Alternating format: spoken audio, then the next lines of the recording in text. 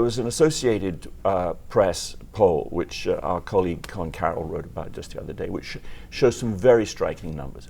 47% of the electorate don't like either of the two candidates. But amongst that 47%, Biden wins 54-15, which is huge. It has the makings of a kind of landslide. And that section of voters was decisive in past elections. Welcome to The Debrief, where we talk to the Washington Examiner's top journalists about where the headlines they're covering this week and where the story's going next.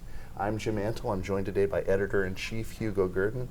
Hugo, we seem to be headed toward a presidential rematch that nobody wants.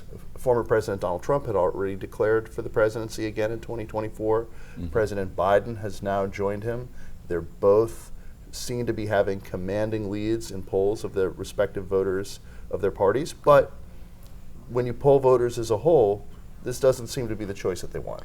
No, it really isn't, Jim. I mean, President Biden is the only serious Democrat on the Democratic side of the ledger. There's Robert F. Kennedy and Marianne Williamson, who are just kind of somewhat flaky candidates, and the field has been pretty much cleared on the Democratic side for President Biden. But it's perfectly clear, and has been for more than a year, that there are quite a lot of Democrats who would prefer a different candidate. They are going with him, I think, because they do not want to do him any damage. They think he's going to be the candidate, and they're going to stick with him. He has historic poor job approval ratings. I mean, he's in latest polls, he's anywhere between 1 and 18 points down in the latest polls, and in the Real Clear Politics average, he's about 11 points underwater on job approval. So he's not somebody that is wanted for a second term. Nevertheless, he's running. Donald Trump's disapproval ratings are even worse than that.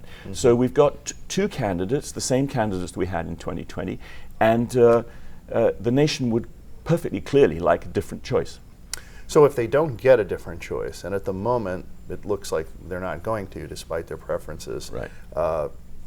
Are we going to see a very similar outcome to what we saw in 2020? Yeah, I think that we are. I mean, there was an Associated Press poll, which our colleague Con Carroll wrote about just the other day, which shows some very striking numbers. 47% of the electorate don't like either of the two candidates. But amongst that 47%, Biden wins 54-15, which is huge. It has the makings of a kind of landslide. And that section of voters was decisive in past elections. In 2020, the voters didn't really like either candidate. Right. Biden was approved of by more, or they voted more for Biden than for Trump, and Biden won. Back in 2016, people didn't really like either Trump or Hillary Clinton, but they voted more for Trump than for Clinton, and again, that was decisive. So it looks as though, at the moment at least, we're heading towards an election where, once again, for the third election in a row, Americans don't really like the choice they're presented with. The benefit for the Democrats is that that section, that decisive section, prefers the incumbent, President Biden, than they do to the challenger, President Trump. Is that why President Biden, and he did this in the midterm elections as well, seems so focused on making the election not a referendum on him, his policies, his record, but a choice between him and, if not Trump himself, a Trump stand-in in the form of Ultra MAGA? Right. Yes, the Democrats have been very successful in making the past election, the 2022 election, when Trump was obviously not on the ballot, but he intervened a great deal, about Trump. They much prefer, and it's much better for them, to have the comparison between Biden and Trump than simply to say, how has this president done? Because I think that he is, as we said, historically unpopular, deeply underwater on job approval. A whole slew of partisan Democratic prosecutors are lining up cases against President Trump. That will keep President Trump front and center throughout the election, perhaps right up through the election.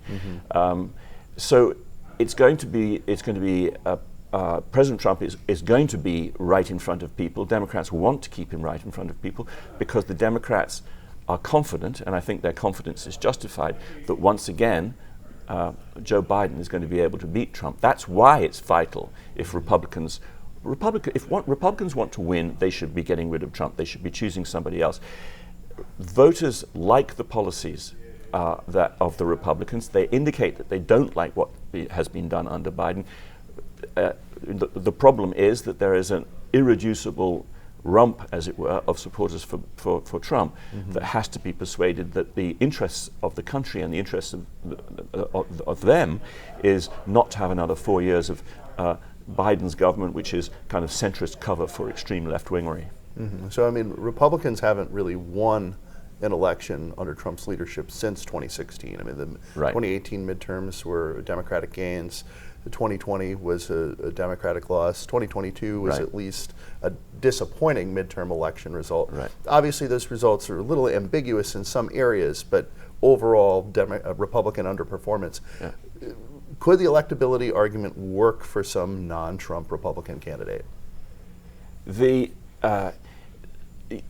I think that if Trump is on the ballot, he probably taints the entire party. There will be some people who sort of distance themselves from Trump and succeed, but it seems to me that his lack of electability and just having him there will just taints the party as a whole, and that sort of taint will, I think, touch those people even if they're not Trump supporters themselves. Thank you, Hugo. Thank you. You can read Hugo and the rest of our political team's coverage at washingtonexaminer.com.